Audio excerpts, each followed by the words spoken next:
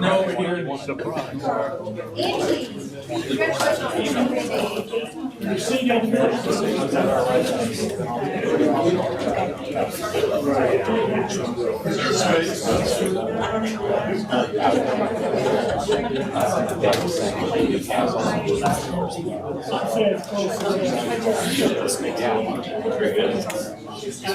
Jerry,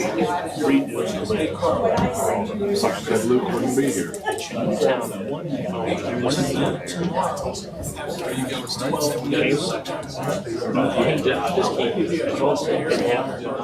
I just left on the front first, but didn't have to say said Kate. I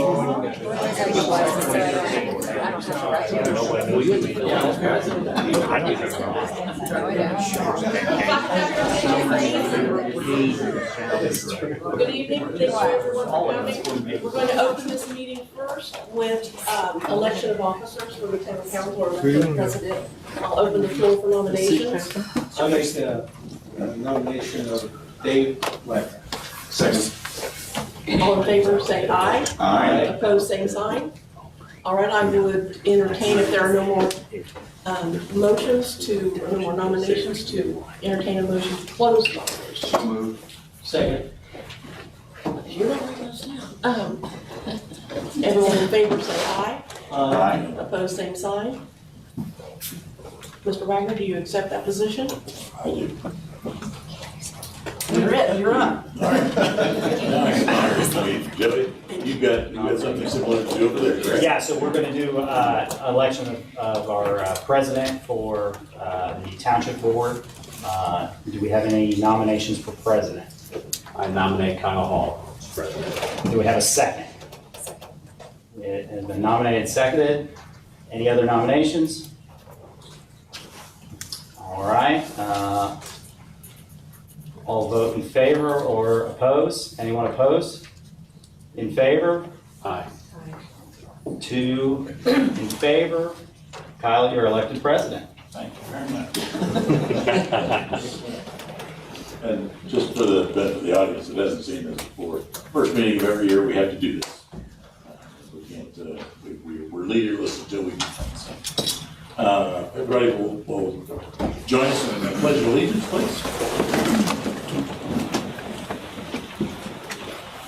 I pledge allegiance to the flag of the United States of America and to the republic for which it stands, one nation, under God, indivisible, with liberty and justice for all. Dan, do you have an invocation for us? Lord, we just thank you for bringing us all here together today. And Lord, we just thank you for this wonderful day. And we just ask you to be with us and those in our community that need your help and guidance with health and illnesses, Lord. And we just give you all the praise in Jesus' name. Amen. Amen. All right, now we've already discussed with the minutes, so we can move on to the next order of business. I'm going to declare open the public hearing for the purposes of discussion of the proposed fire territory. And Joey is going to walk us through that process for the public hearing.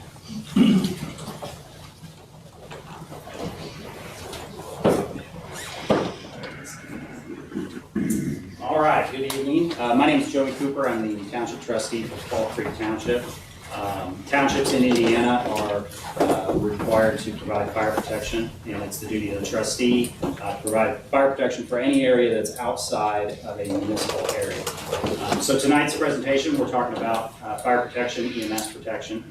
So we're going to go through some slides. I'm going to begin, and then we also have a presentation from Phil Chandler, the EMS chief. He's also a volunteer firefighter here in Middletown. And then Paige from Baker Tilly, who's our financial advisors, will be also presenting.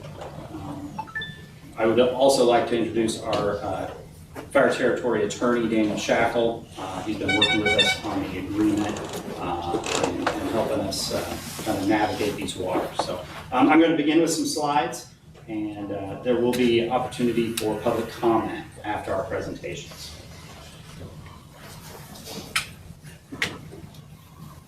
So, we want to start with a very simple beginning, the 3 reasons why we're talking about this fire territory. We sum it up this way.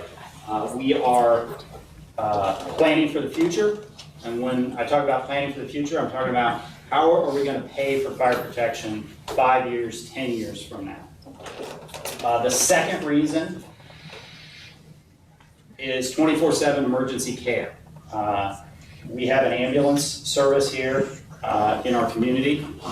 Phil is going to speak more in depth about the ambulance service, but we want to ensure that 24 hours a day, when someone calls 911, an ambulance is responding. And I feel very strongly that this is important, and I take that responsibility as trustee very seriously, that although I can't be on the ambulance responding every day, I want to ensure that someone is, because that's very important, especially with our elderly population, older folks that rely on the ambulance. But everyone has that moment that they might need an ambulance. So we're going to talk a little bit more about that. And then the last reason for the territory is talking about local voice and local control. Fall Creek Township historically has contributed quite a bit of money towards the fire service, towards the ambulance service, but we don't always get a direct seat at the table in how that money is spent. So this fire territory changes how those decisions are made. Excuse me. So this is all about replacing equipment before it fails, supporting dependable EMS coverage, and ensuring local representation in shared fire and EMS decisions. The fire territory will change how those decisions are made by establishing a fire board, which would be something new for our community that we've not had before. So what is a fire territory? There's a lot of misinformation over the years that has gone out about the difference between a fire district, a fire territory. Is this a merger of the township and the town? And so we want to set some of the basic ideas of the territory. So this is a voluntary partnership. It is not new government. We are not forming a new unit of government. All authority and limits are written into a formal agreement. This formal agreement would be an agreement between Middletown and Fall Creek Township, very similar to what we already have. We already have a written agreement outside of the fire territory system, but this would use the fire territory mechanism for funding and administration. So we thought this was an important slide to share because it talks about some of the pressures that communities all over Indiana face when they are looking at whether they need to do a fire territory or not.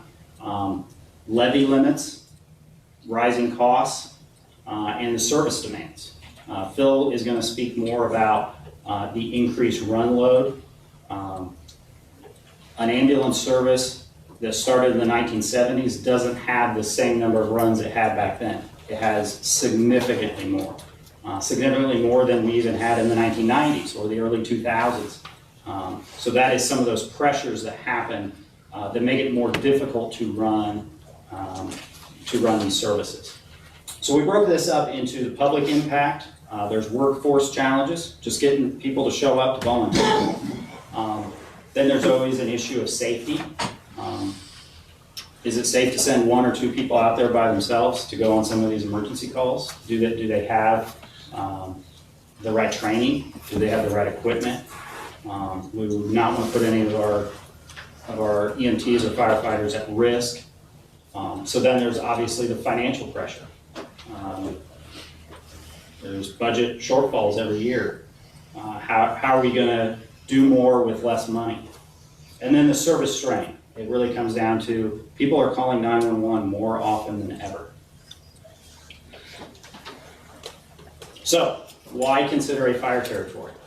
It is a tool communities use to improve financial stability, service planning, and long-term outcomes. Instead of reacting, it's a way of looking forward and going, how do we want our service to look 10 years, 15 years, 20 years from now? Along with the fire territory, we are proposing to do an equipment replacement fund.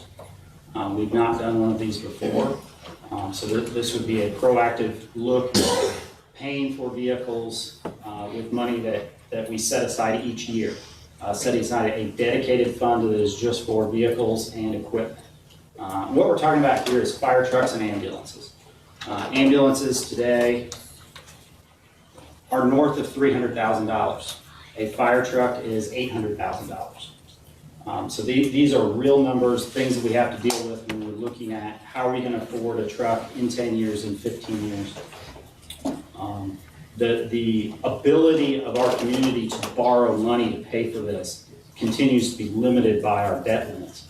There's a point where we can't borrow enough money to pay for the cost of some of these vehicles. And so this will be looking at funding that ahead of time,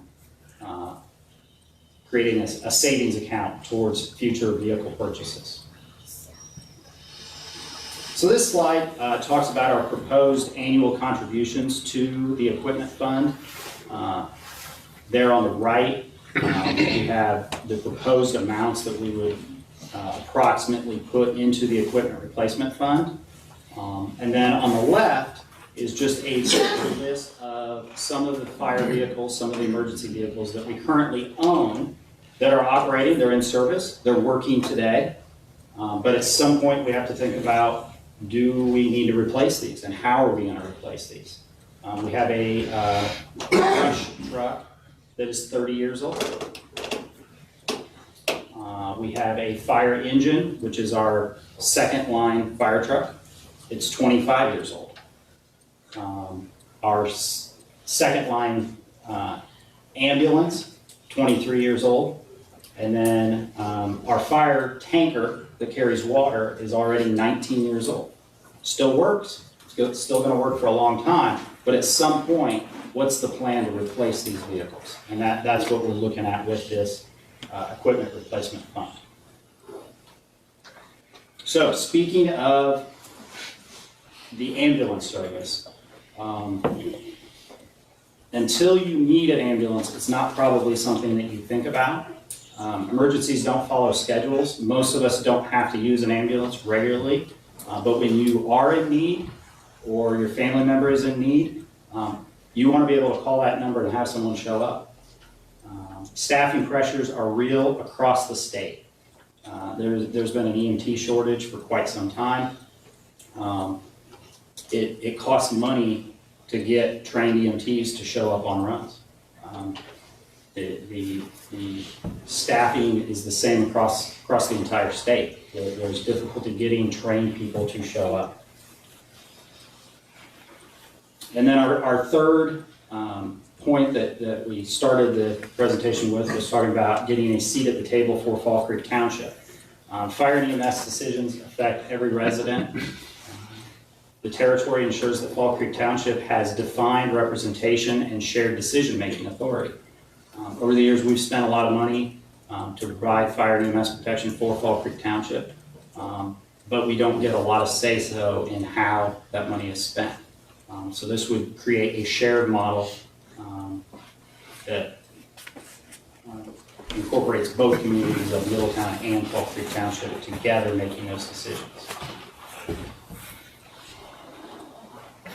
We want to go over some of our planned services for the fire territory.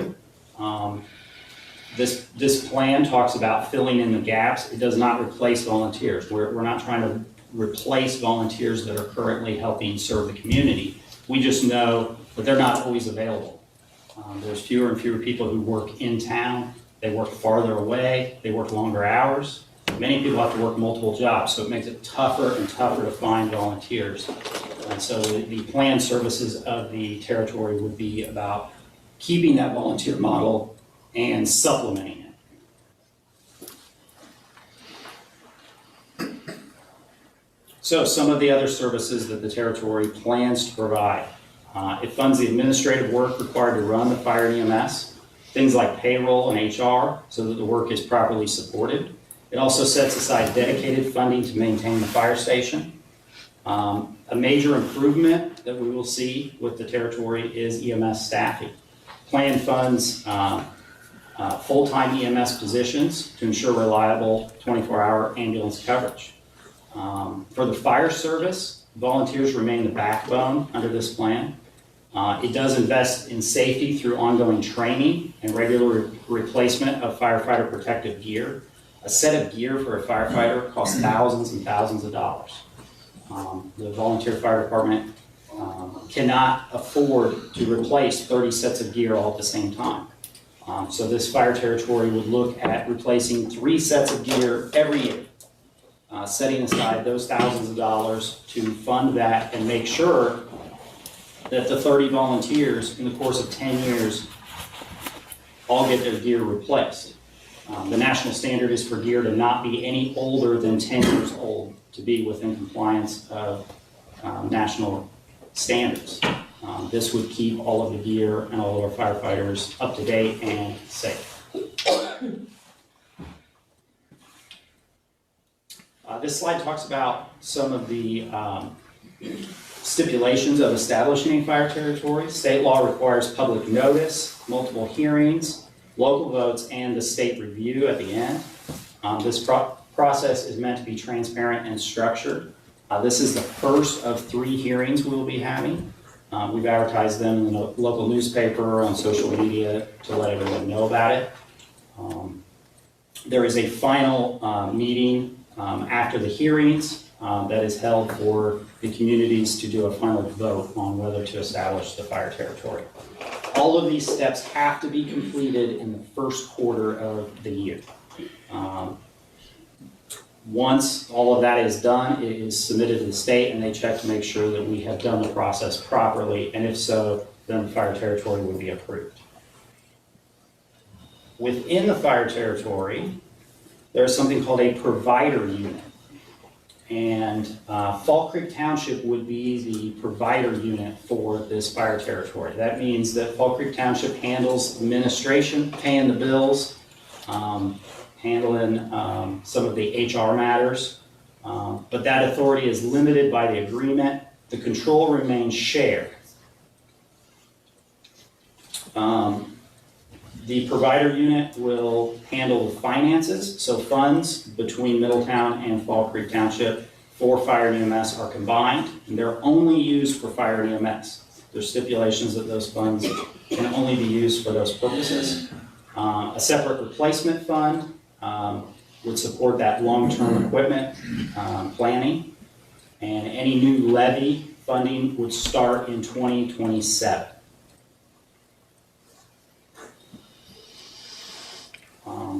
Both Middletown and Fall Creek Township in the past have issued debt to pay for vehicles, buildings, capital improvements for the fire service. So within the statute, existing debt stays where it is. Future debt would only happen if both entities entered a borrowing arrangement separately at the same time. So the fire territory itself cannot borrow money, it cannot issue new debt. These rules are clearly defined up front, and there are protections built in if one unit in the fire territory wishes to leave the fire territory. There's basically a divorce agreement built into the agreement that decides how things would happen if the groups decide not to be in a partnership any further. Since the 1960s, Fall Creek Township and Middletown have been in a partnership, so that's not something that we anticipate. We're tied together.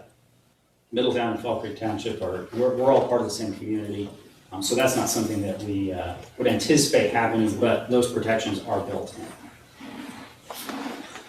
So the Fire Territory Board is established by this agreement. This would be the new governance model for fire and EMS protection. Each community would have 2 members on the Territory Board, and there would be an at-large community member that is chosen by the fire and EMS members. That way we get to that 5-member board. The board provides oversight, but they cannot act outside what the communities approve.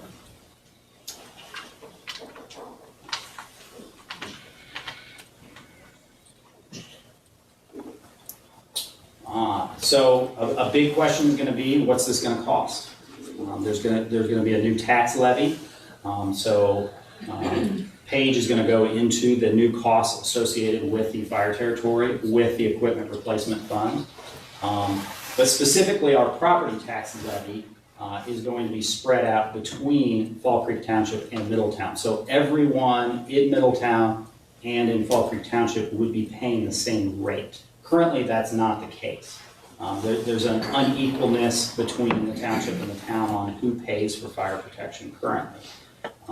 So there is also an increase, but these levy limits that will be shown in the presentation are maximums. They're not guaranteed increases.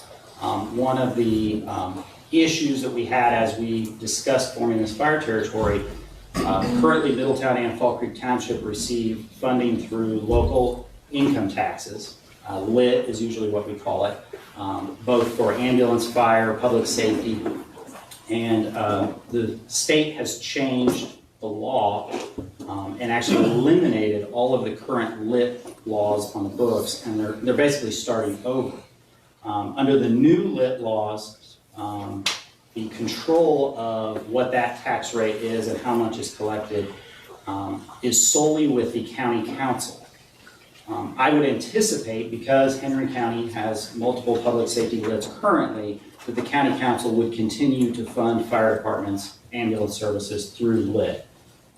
But because we don't know for sure, we cannot include that money in our budget projections for the fire territory. We have to show the state, in order to get it approved, that we can fund this without that anticipated local option income tax. Without that, it does raise the levy, but we would anticipate receiving that local income tax and being able to set a levy that is quite a bit below the maximum. But we just can't guarantee anyone that, because that's a group outside of us that decides whether that tax gets passed for coming years. And that's a pretty big change. In the past, when they would pass a LIT, it would be permanent. If we knew year to year. Under the new law, the county council has to vote on it every single year whether they're going to do a LIT tax or not. So at the end of the day, we had to plan conservatively and anticipate zero LIT money. It's really hard to believe that that would happen, but it is a possibility. So fire territory gives us options. It allows fire EMS to receive income tax funding if adopted by the county council. The new laws specifically provide funding from local income taxes to fire territories. Volunteer fire departments do not necessarily get LIT funding, even if the county council passes it. So it's automatic if they pass it that we would get public safety LIT revenue. It's a optional thing if they provide it to volunteer fire departments. So it takes multiple votes and multiple decisions by the county council. Currently, the township funds its portion of fire protection, relying heavily on LIT. So the current tax levies that we use do not fully fund our portion of fire and EMS protection. And we know that the township will not be receiving those funds in the future. Looking at some of our neighbors, in Paige's presentation, she will show the some of the tax impacts of this territory. Just know that in 2027, the proposed rate for the fire territory will be 0.3069, and it just goes up ever so slightly the next year. Looking at Chesterfield Union Township, which is our neighbor to the northwest, they are currently at a rate of 0.7029. And Markville for 2026 has a rate of 0.67 that increases to a rate of 0.87 by 2028. So this just gives you an idea of where our proposed rates are compared to our neighbors. State statute recently changed, and they now do not allow new fire territories to set a rate that is higher than 0.4. We purposefully set our budget to make sure that we could afford what we're proposing underneath that rate, and we do come in quite a bit under it with these zeros. So this is about reliable emergency care, responsible planning, and local control. This decision is about safety, stability, and accountability, and that's why we want to discuss it openly with public input, local votes. And it really comes back to those three things: 24/7 ambulance coverage, planning to buy fire trucks and ambulances for the future, and a seat at the table for Fall Creek Township. I am now going to turn it over to Phil Chandler.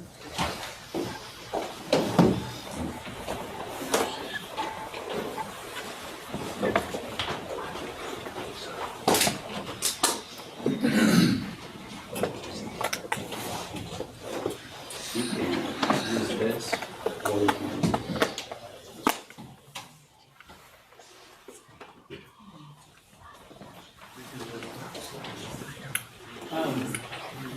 Obviously, I'm Phil Chandler, the ambulance chief, and I was asked to give a presentation on a little bit of the history of the ambulance, our current operations, and our current challenges. So we'll get started.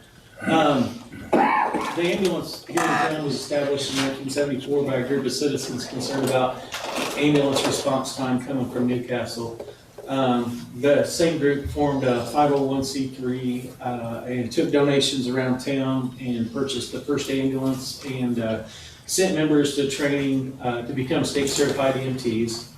From 74 to 2017, this private corporation has purchased every ambulance that Middletown has had, and then they donated it to the town for the town use. Over the years, the service has evolved to the organization as it is today, with funding from the town and township, as well as capital purchases that have been made by the not-for-profit. Some of the challenges that we have, when I became chief in '95, the EMS did 325 runs a year. In '24, we did 711 runs, which is a 120% increase. In '06, the ambulance that we purchased was $103,000. In 2025, Fall Creek Township has actually purchased our new ambulance, which will arrive in the spring of '26. That cost was $365,000, which is a 270% increase. Basically, that's truck to truck. It's just different years. Through the past 32 years, our available budget from the town and township combined has remained nearly the same, although the cost of supplies, trucks, and equipment has skyrocketed. And then obviously we've got a little graph there to show you the difference in run load and ambulance costs. What Middletown EMS does, we're a basic life support BLS service, which means EMTs stabilize patients with non-invasive care for transport to the hospital, handling various medical and trauma situations. Some of these situations include bleeding control, CPR, and using AEDs, establishing airway splitting, and bandaging. As a BLS service, EMTs cannot give cardiac drugs, pain meds, or interpret cardiac rhythms. Those are performed by a paramedic. We are required by state guidelines to call for advanced life support or paramedic under certain circumstances for the best pre-hospital care of the patient. Until the late 1990s, a private ALS service was used and billed patients directly. Due to insurance guidelines, only the transporting ambulance could bill the patient. So since we are the ambulance that they rode in, they couldn't bill insurance. This left patients responsible for the remaining out-of-pocket costs, which the ALS service would pursue reimbursement with every means necessary to cover the cost of the runs. And some of us that were here then can remember some of those frantic phone calls from a lot of our patients.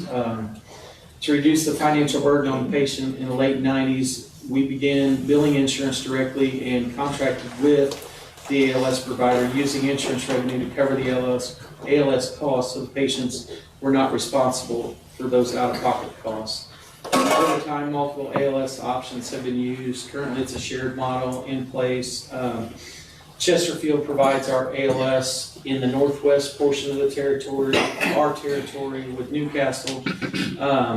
EMS providing ALS in the remaining areas. So this is why you may see a Chesterfield ambulance in Middletown. It's because they run an ambulance for their paramedic, and they will get in our ambulance, and then we'll go to the hospital.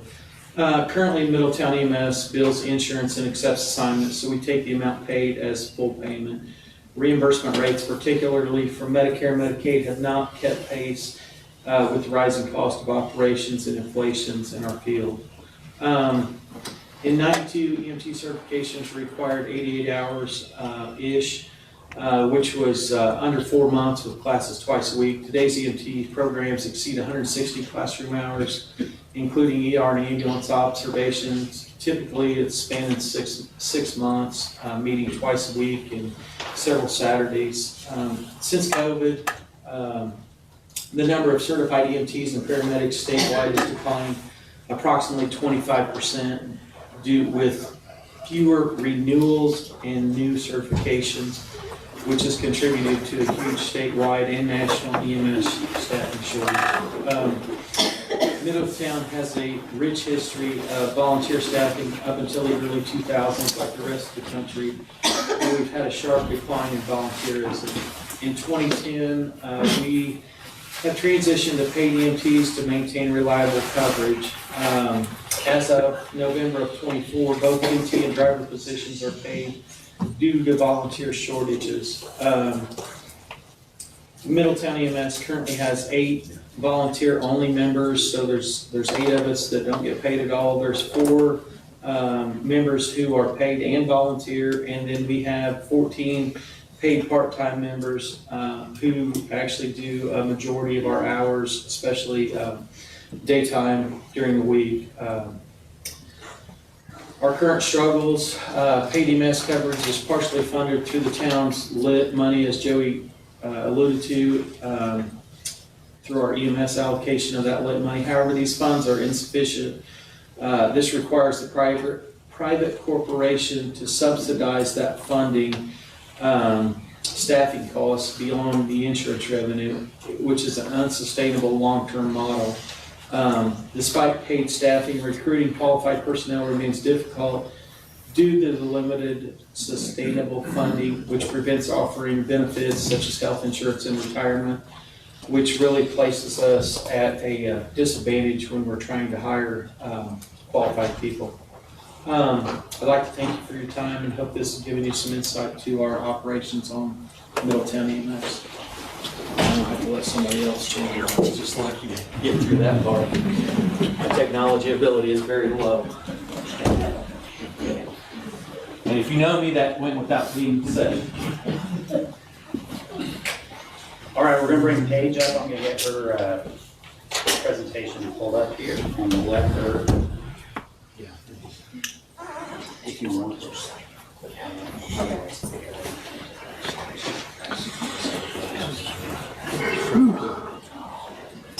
Good evening, I'm Paige Sansone with Baker Tilly. We are financial advisors for local units of government. The purpose of my presentation is to give you an overview of the financial analysis for the proposed fire territory. So I'm going to skip some things because we already covered, what is it? It's basically, it's a legally established consolidation mechanism by statute. So it does permit 2 taxing units that touch boundaries, such as a town and a township, to come together to form a fire territory. Why establish? There's many reasons to establish, but some of the main reasons is just to create a sustainable and dedicated revenue source for fire and EMS.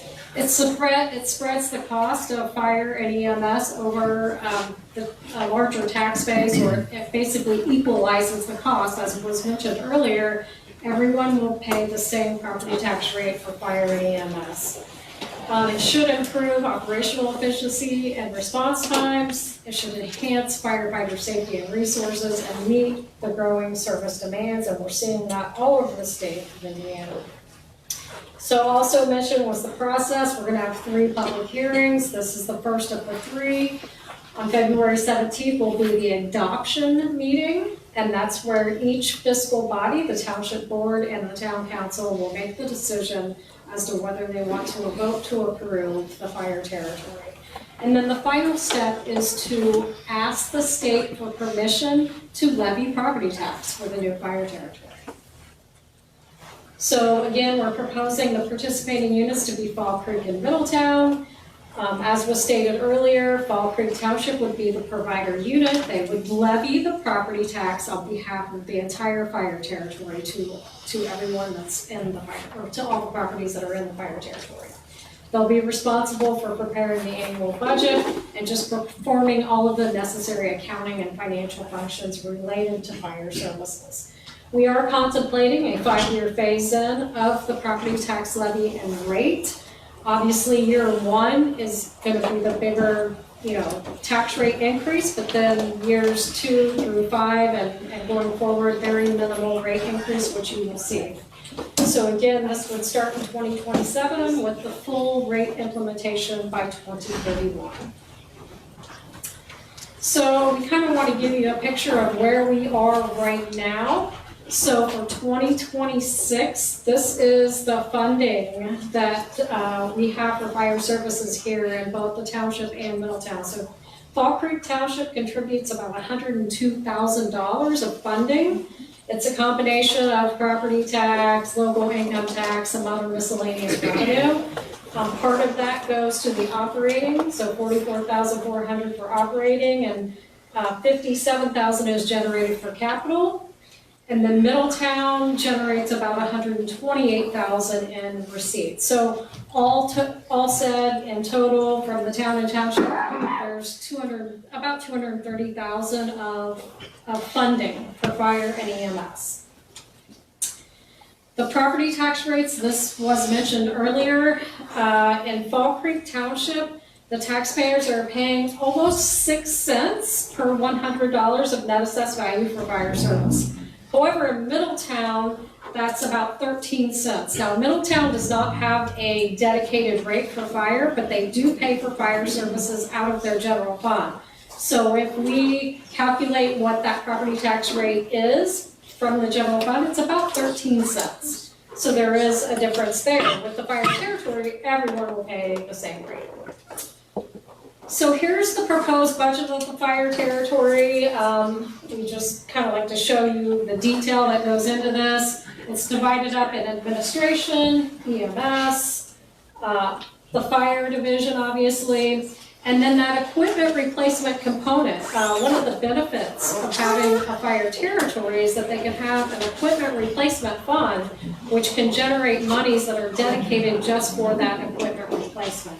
So that's on here as well. So in 2027, the projected budget is $917,000 if you look at operating plus the equipment replacement. Now, this is, the ideal budget. However, if there isn't sufficient revenue that's generated, which I'll talk about that in a minute, there may need to be budget adjustments. But on the flip side, hopefully, we're going to show worst case scenario because we are very conservative with our revenue estimates. We're not even including local income tax, just because of what was mentioned earlier, that that's under the control of the county council. So we want to make sure that this can be funded without having to depend on the county adopting local income tax. So this is what we're projecting for funding for the fire territory. So in 2027, we're looking at probably about $651,590 in property tax for the operating portion. For the equipment replacement fund, almost $80,000. But this line here, circuit breaker and other tax credits. You've probably heard that there was a property tax relief bill that was passed earlier in 2025, and that's to give all the taxpayers credits on their tax bills and help with deductions on your homesteads, etc. That comes in the form of a direct reduction in property tax to local government units. So right now, we're projecting that to be about $93,000. So although the fire territory will levy something, greater than $700,000, it may not collect all of that due to these property tax credits. Again, we're trying to predict worst case scenario. So net property tax, about $638,000 after we take out those credits. There are some vehicle excise tax, which I'll talk about a little bit later, that the fire territory should get. And then EMS fees. We're also very conservative here on EMS fees.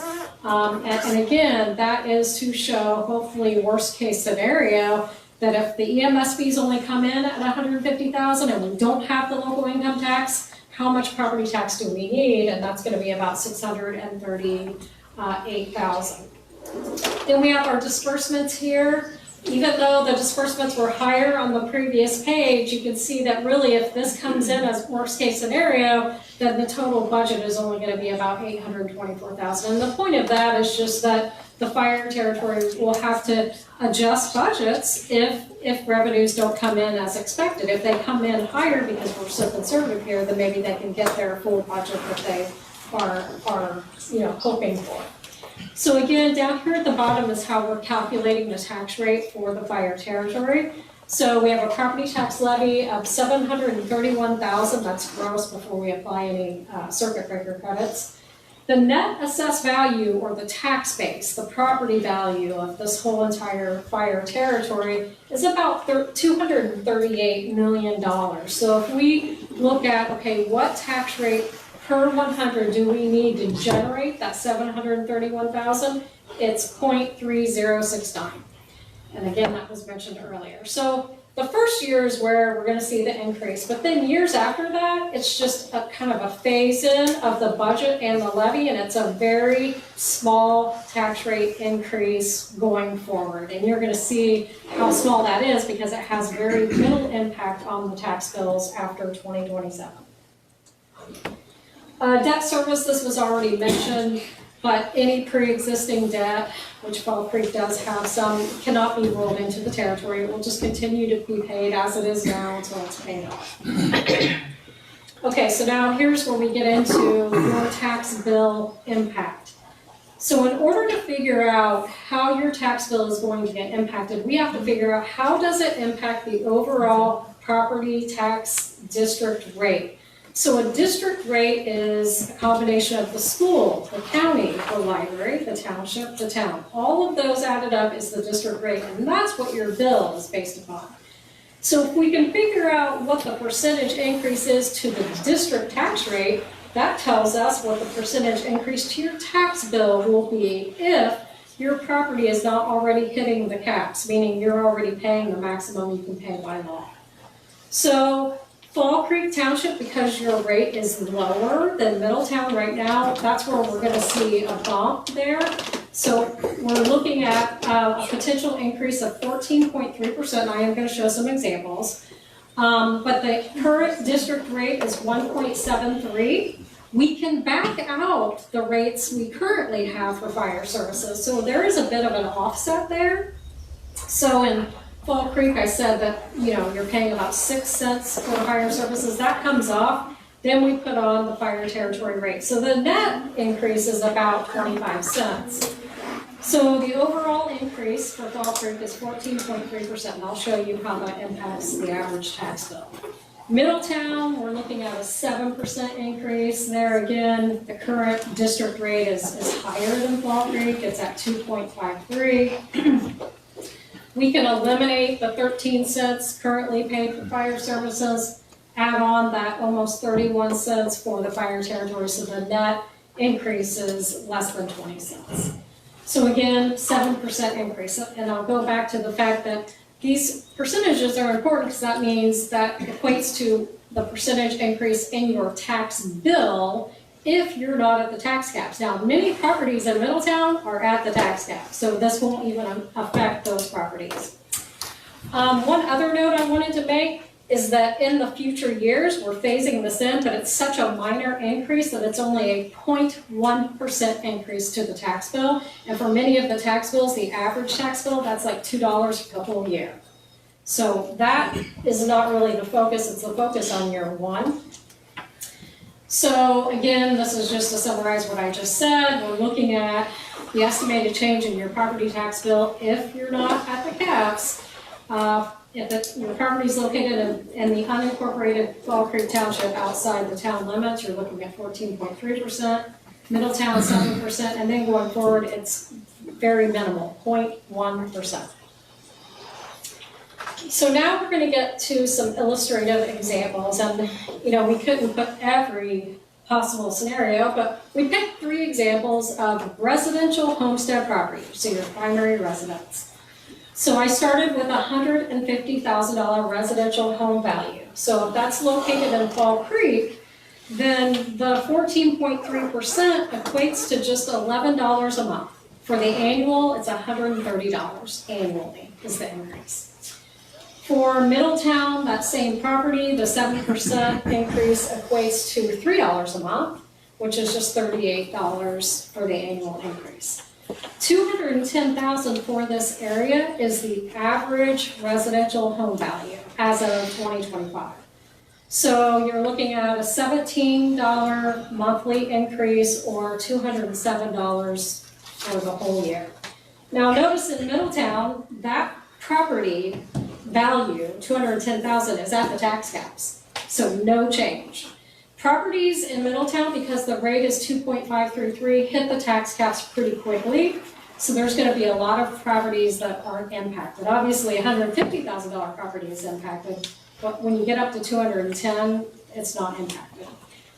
$300,000 residential home value, again, no impact in Middletown, but you're going to see the increase there in Fall Creek, about $27 monthly, or if you look at the full year, $322.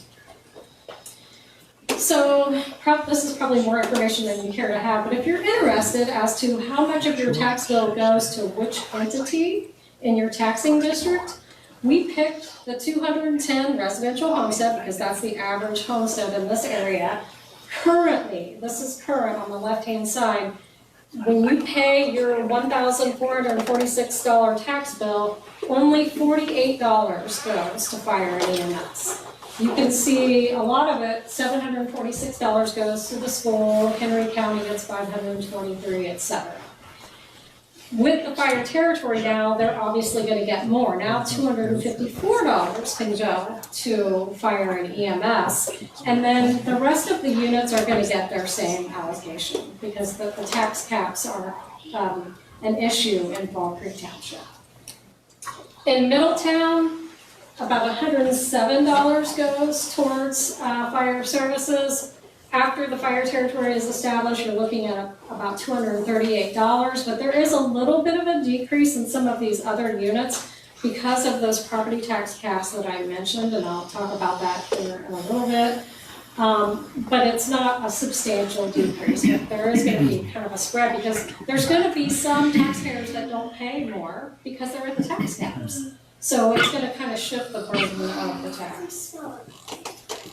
Here's some other property examples. So $100,000 of agricultural land, that 14.3% is about $21 monthly or $248 annually.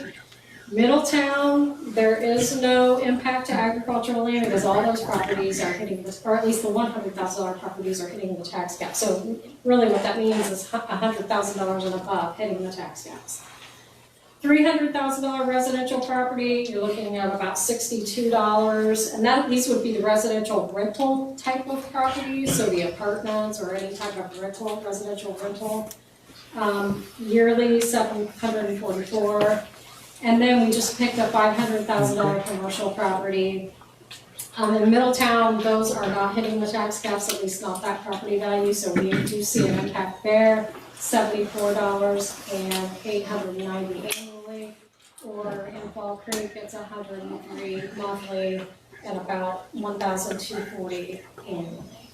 So I know that's a lot of information, but we just wanted to give you some examples, but really just remember that if your property is not at the tax caps, meaning if you have it capped out, then you're looking at 14% if the property is located in Fall Creek and 7% in Middletown. Now here's the portion of the presentation that I'll probably lose most of you because we are required by law to share how this will impact the overlapping taxing units. So I don't know if there's anybody from the county here or the library, but that's where this information is directed to, and I'm just required to present it, but I'm gonna do my best to explain it. So property tax caps, I mentioned this. So here in the state of Indiana, we have 3 different property tax caps, and it depends on the property type. So if you have a residential homestead, your property tax bill is capped at 1% of your gross assessed value. So if you have a $100,000 gross assessed value home, you would not typically pay over $1,000 unless the school has went out for a referendum and you voted to approve that they could issue debt for a project. You have to pay that above the $1,000.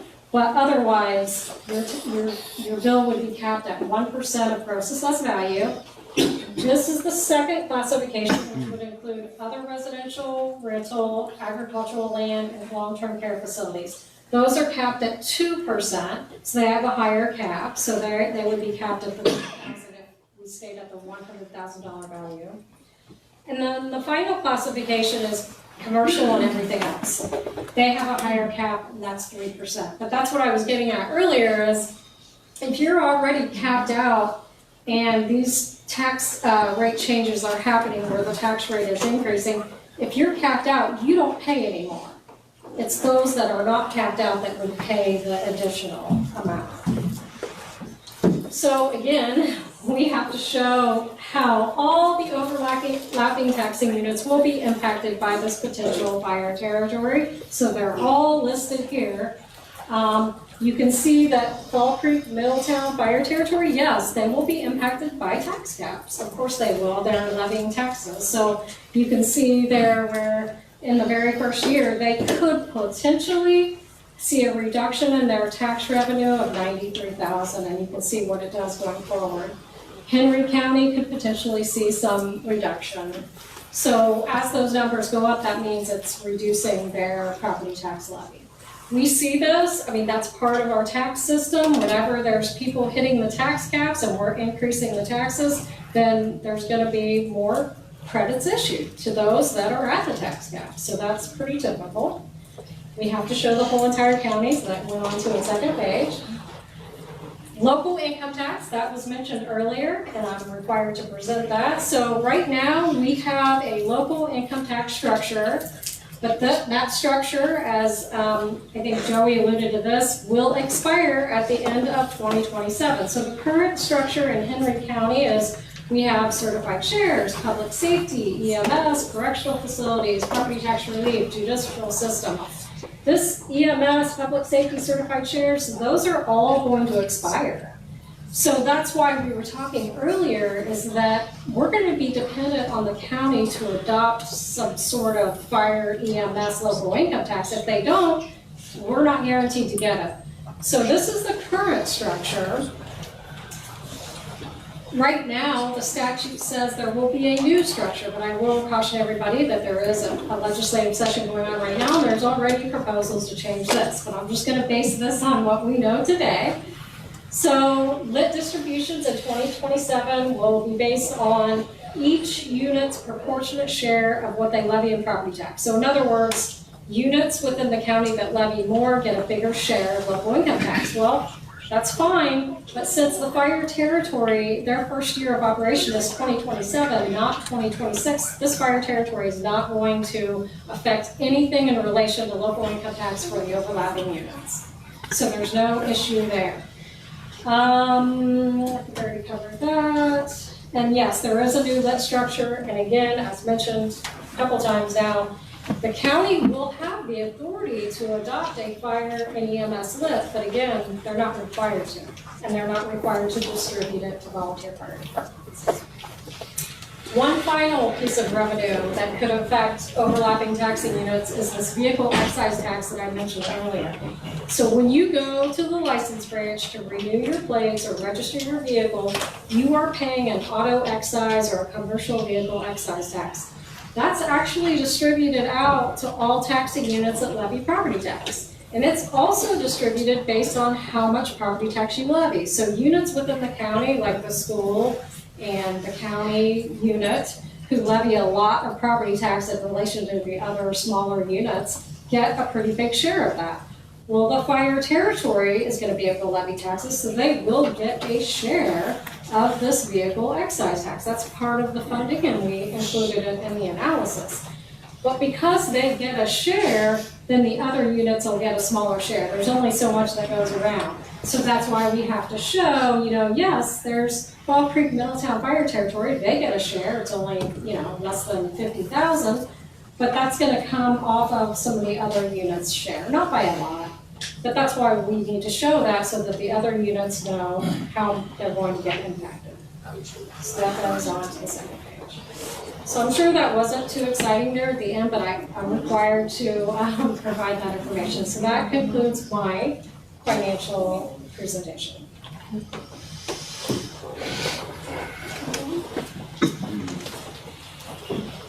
Thank you, Paige. So that's the extent of our formal presentation. We will be opening it up for some public comments. We do have our attorney, Daniel Shackle, here to answer any legal questions regarding the fire territory. So if anybody would like to come speak, we would ask that you please keep your comments short because there might be multiple people wanting to speak. So if you would have some comments and you'd like to come up to the podium, please feel free to come up here and share your thoughts about the fire territory. And as I said, we would like everyone to keep it fairly brief, to try to get to your point, so we're not all here till midnight. Appreciate that.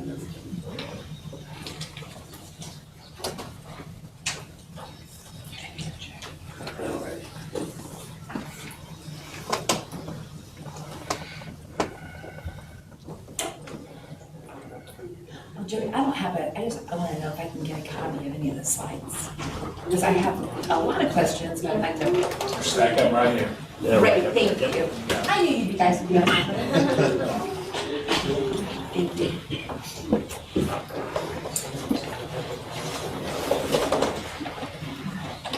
Does anyone have any legal questions for the attorney? I just had a question. Is this, I think I remember when we tried to do this the last time, it went to like the ballot vote, and it was like we, as a community, got to vote like in November on this. Is that going to happen? That was to combine the town and the township into one government unit. We're not doing that. Okay, so that was something different. That was called murder. Okay, so that's not, it wasn't the same thing. Okay. Could this be considered to be on the ballot? No. Okay. Who decides? The two boards, so the town board and the township board. Will decide if this is going to happen or not. Yes, sir. Oh, so the community does not get an actual vote in this? Not a vote, but all opinions are welcome. Step up to the podium, identify your name and your address. Please feel free to share your thoughts because both the boards are going to need that information to make a balanced decision.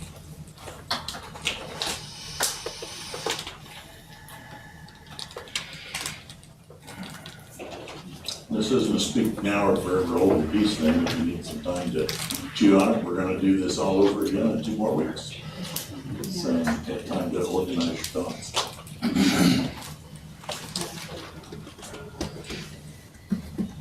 Would anyone like to speak tonight? I just got a question, and I'm not trying to be a smart aleck or nothing, but what are we doing as far as the fire department and that kind of stuff to get the younger generation involved with it? I don't expect any answers. I'm asking a legitimate question for anybody and everybody. Well, Fire chief's back there. Fire chief, you got an answer to that question? No, I've been trying to think of ways to get the young people involved, and, it's based upon that individual who wants to volunteer or not. I mean, I know that EMS and the fire both do they put banners up trying to get volunteers, and they don't have much luck, but they do some attempts with volunteers and stuff. Oh, yeah. Nobody wants to do anything for free anymore. I remember, just speaking for myself, 10 years ago, the EMS Corporation put up a billboard that said, what if you dialed 911 and nobody came? And that led me to study to become an EMT, and I'm glad that I did that. But during the course of that 10 years, I was responsible to go out and try to recruit other people to the service, and it's tough, and it's not because young people don't care, but people are working more than one job now. They've got more and more things in their lives. It's a tougher ask than it used to be. Yeah, I'd echo that too, for, and EMS can speak to it, but I think they put a slide up there. I think, what'd you say, it's how many hours now to become an EMT? 160 hours. Firefighters used to be almost, 24-hour training, and you could train your own department. Now it's several hours, send them to classes, it's 6 months. So it's hard for volunteers to commit to the time to get certified and to do all the training to become volunteers anymore. And then to keep their certifications on top of that as a volunteer. I don't have anything to add because I was just still in the question mode. Sure. But should this not pass, what's the next one? What is an alternative to funding? The funding that you need? There isn't any. There isn't any, so it's this or nothing. There's no help from the state of Indiana or? As Joey said, if that lit money goes away, I would encourage Chief Chandler to answer that question. Right now, the problem is, I've been chief since '95, I got the same budget that I had in '95. There is no more tax revenue to be had through current channels. It's not that the town doesn't want to give us any more money, it's not that the township doesn't want to give us any more money, it's not that they don't feel like we need more money, there is just no more money to be had. I will say that I know Paige talked about, there is an EMS lit tax currently in Henry County. Middletown gets $0 of the lit tax that you guys pay on your income. For that, it all goes to Henry County EMS, who does transports, and it goes to Newcastle EMS, who does 911. But we also, as I said in our slide, we are contracted with Newcastle EMS to provide our ALS coverage. We pay them directly. So the problem that we're having right now currently with funding is that I know Bruce and I both, for the fire side, had to fight tooth and nail. We did get some funding in '26 from the fire public safety lit, but EMS got $0 for 26 from EMS lit. So to answer your question, the county, and another reason Joey pointed this out, local control is our best interest, because we don't seem to get much attention from the Henry County folks. And that's not a slam, it's just how it is. One thing, I'd encourage people to also pay attention to what's going on in the state. And Joey, stop me once you're speaking. But I think there's gonna be 2 bills presented to the state this legislative session to either merge townships or eliminate a ton of townships. And one of the bills I think that's being put out is if you have a fire territory, you're not gonna get taken away. If you do, there's a very high chance that our township will be eliminated. Or there's another plan, I think, where they're gonna look at trying to merge territories, or merge townships as well. But so there's a lot happening in the state right now that it's very beneficial for us to have a territory, to keep our township in local control. Okay, so will we know when that decision is? Because it'd be helpful to know that, but, you know. That's state's terms, yeah. So is it premature to talk about this now, if we don't have that information? I don't know, that's for you to determine. Obviously, there's a timeline the state sets that this has to be done. I can tell you, if we don't have a fire territory and they pass that, we're probably gonna be eliminated. And that's my opinion. So this is kind of like preparing for the future. If you don't have it done, there's a pretty good chance that could happen if you Definitely see the predicament, Yeah, it definitely. does. I'm gonna say this, I'm gonna oversimplify it, it's gonna make Big Tilly twitch. It's gonna make the attorney twitch too.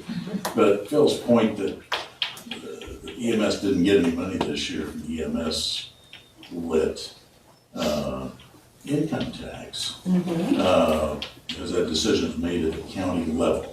And it's kind of like whoever brings the most buddies to the bar fight wins, okay? And that can change every year.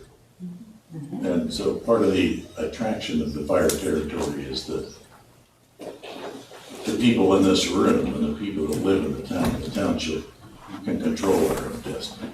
That's part of the attraction. Now, if they keep the tax in place and they share things out on an equitable basis, then those numbers that they showed for the property taxes are gonna be quite a bit lower. Because the income tax would come in to pay part of that. Yeah, which is what it's doing now. I would be happy But to see that. they had to prepare their numbers as if there wasn't. Right. And like you- Another question I have, which might not be, I might have told you this something, but if some people in this community are at a property tax cap, is that what you said? Then how are we going to get any money if we're already paying the max? It's gonna come from those that are not at the caps, like the commercial properties, for instance. Okay. Yes. You just wanna, to expand on what Dave said, it wasn't that, we didn't lobby to get EMS lit tax. I know John and I spent at least 6 or 7 meetings this year trying to lobby to get lit tax for EMS, and we didn't get any. So it wasn't that we weren't doing our part, it was, that's why the local control is so important.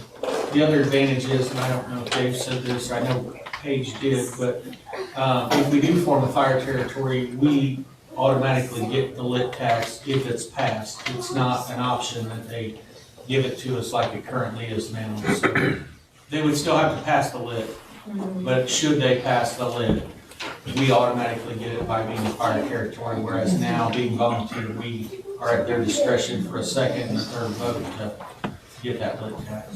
One last thing I'll add, and Joey, again, correct me if I'm wrong. So if our township's eliminated, that means all the funds goes to the county. The county is the one that will make the decisions for our local area. It won't be our township government anymore. Which then you're leaving it up to people that don't necessarily live here to make decisions for Middletown, Fall Creek. Are there any other fire territories in Henry County? And Henry County, And so does this change us from being a volunteer department to considered a paid department? No. no, we'll still be doing both. But I think long-term, they're trying to find funding that if we get to a point where we can't afford, or we don't have enough volunteers, there's gonna be some mechanisms in place to eventually have some part-time paid for fire, I believe. You're talking about a 24-hour fireman being on call all the time, I don't know how they would staff it, I don't know if that's been determined yet. because would that have to enable them to have one somewhere to be on call at rather than being at home? And would you need expenses later on of making sleeping quarters for those guys?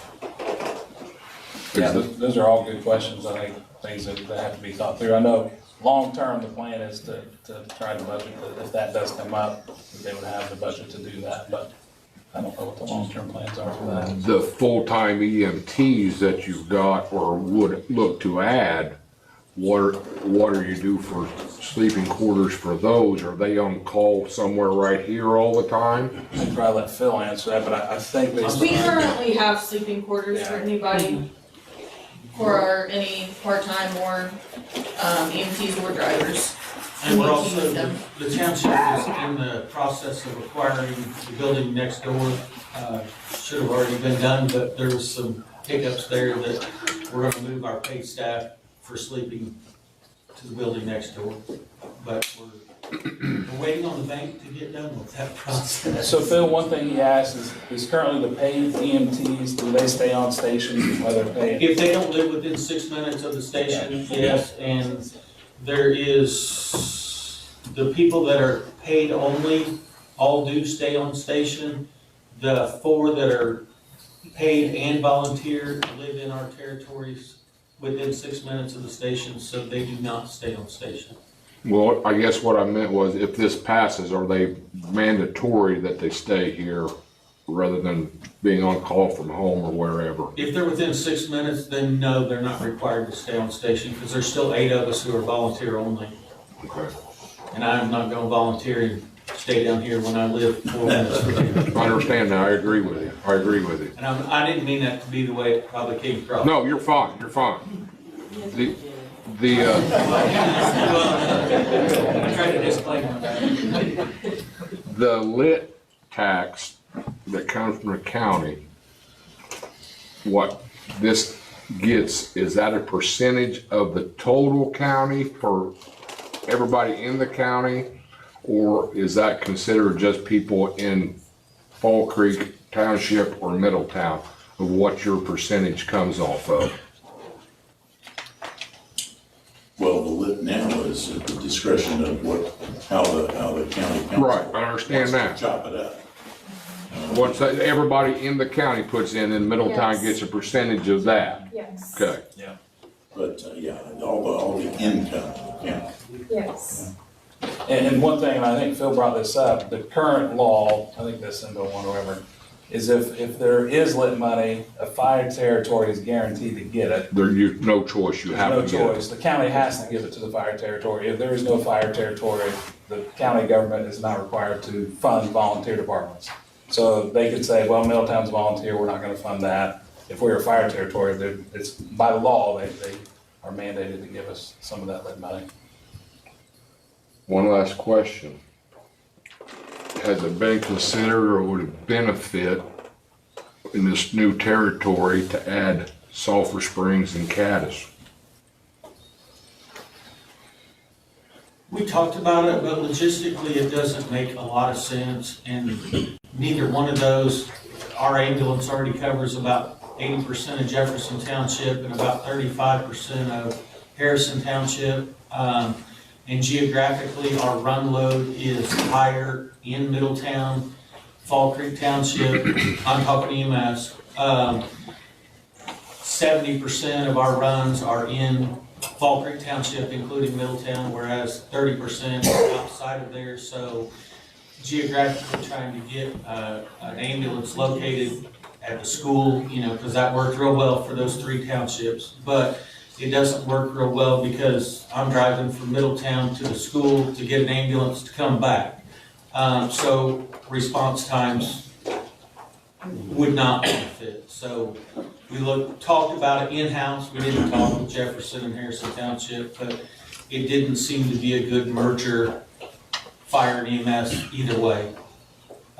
Plus the other, from a fire perspective, you're still gonna have to have 3 stations. Mm-hmm. You can't cover a house fire in Sulphur Springs if all the Middletown. trucks are here. So does it really, 20 years from now, this may be a really stupid statement, but today, it doesn't really save any overhead costs of maintaining 3 buildings, maintaining 3 first line. So yes and no, I guess, if that makes any sense. I didn't need to speak for you. Oh, no, that's fine. I mean, you gotta look at some of those, like Harrison and Jefferson, there's probably a lot more county out there, so you got less population. You gotta look at it as well.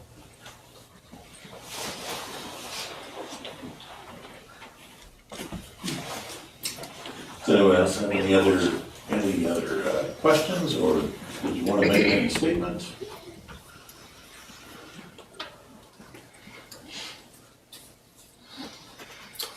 Last call for tonight on that, and then we'll close the public hearing. Going? Close for tonight. Yeah. We took out other business. Just there, bye. Yeah. I'm gonna go ahead and officially close the public hearing for the proposed fire territory. I'll have a couple of weeks to chew on this and think about it, and look at the numbers and